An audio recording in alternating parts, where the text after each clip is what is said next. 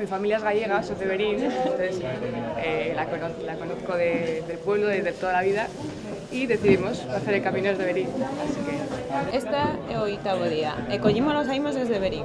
Descubres a Galicia interior, que quizá é a que menos coñece a xente, e ves paisaxes increíbles e, non sei, sinteste máis galega e dices, dios, que estou coñecendo a miña terra desde outro punto de vista. É moi interesante, a verdade, facer o camiño, porque aparte de coñecer xente de diferentes culturas, pois coñeces Galicia por dentro, así de claro.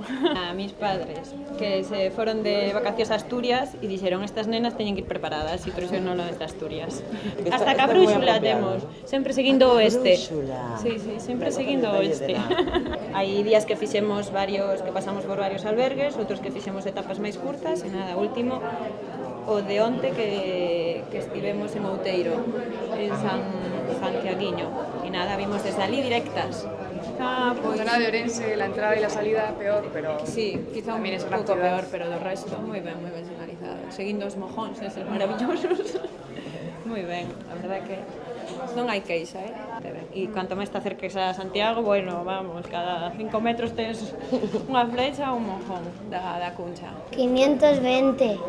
¿Con cuántos años? Con 10. ¿Con 10 kilómetros caminando? No, en bicicleta. ¿Dónde eres? De La Coruña. Ajá. ¿Y dónde has cogido el camino? En Burgos. Bueno, lo que más me ha gustado es cuando estábamos arriba del Febreiro y cuando hemos llegado aquí a Santiago. A ver, ¿cómo No, es fuerte, es muy fuerte y lo pasó genial. ¿Se ven muchos niños por el camino? Hasta Galicia ninguno prácticamente, muy poquitos franceses y poco más.